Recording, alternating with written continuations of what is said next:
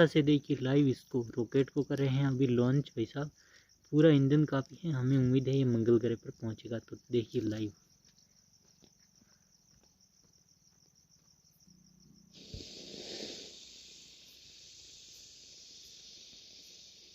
देखिए हमारा rocket launch हुआ है।